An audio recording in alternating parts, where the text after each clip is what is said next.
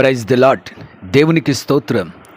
క్రీస్తునందు ప్రియ సహోదరి సహోదరులారా, మన ప్రభువును రక్షకుడునైన యేసుక్రీస్తు నామములో మీకు వందనములు తెలియజేయుచున్నాము.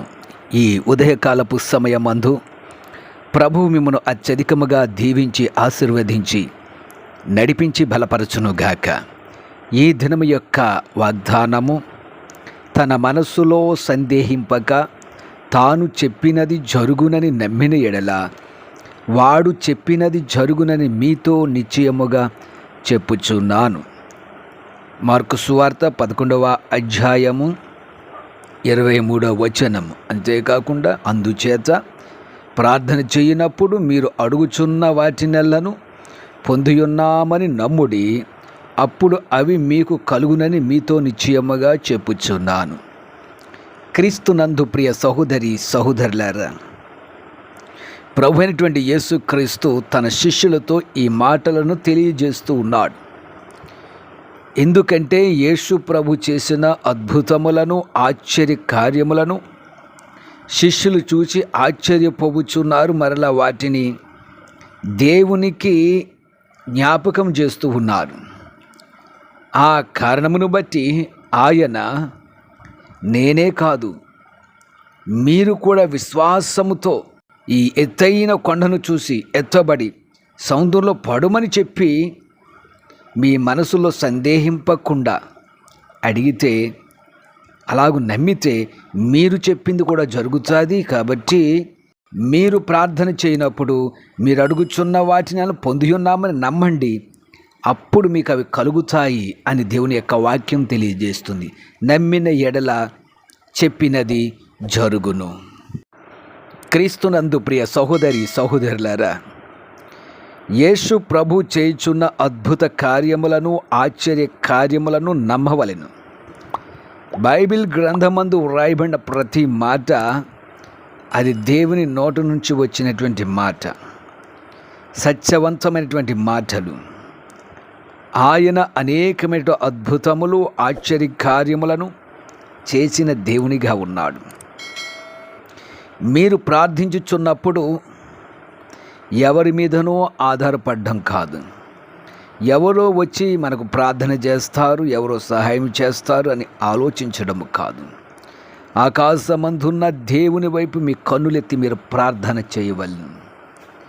ఎందుకంటే దేవుని యొక్క వాక్యము చెప్పుచున్నది, మనసులో సందేహింపక మీరు గనక నమ్మి అడిగిన ఎడల మీరు అడిగినది జరుగును.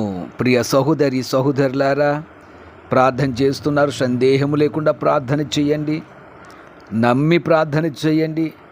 దేవుడు మీ జీవితంలో అద్భుతం చేస్తానని ఆయన చలవిచ్చుచున్నాడు. ప్రభు మన నుండి కోరుకునేది, మీరు సందేహము లేకుండా నమ్మకము కలిగి మీరు అడిగితే దానిని ఆయన నెరవేర్చడానికి సిద్ధముగా ఉన్నాడు. క్రీస్తునందు ప్రియ సహోదరి సహోదరులారా, నేడే ప్రార్థించండి. మీ సమస్యలు ఎలాంటివైనా, మీ పరిస్థితులు ఎట్లాంటివైనా, మీ కుటుంబాల్లో నెమ్మది సమాధానం లేకపోయినా, మార్పు అనేది మీ కుటుంబాల్లో జరగకపోయినా, ఆర్థిక పరిస్థితులు మిమ్మల్ని వెంటాడుచున్నా, బైబిల్లో ఉన్నటువంటి నిజమైన సత్యమును మీరు తెలుసుకోవాలన్నా ప్రభు సన్నిధిలో ప్రార్థన చెయ్యండి.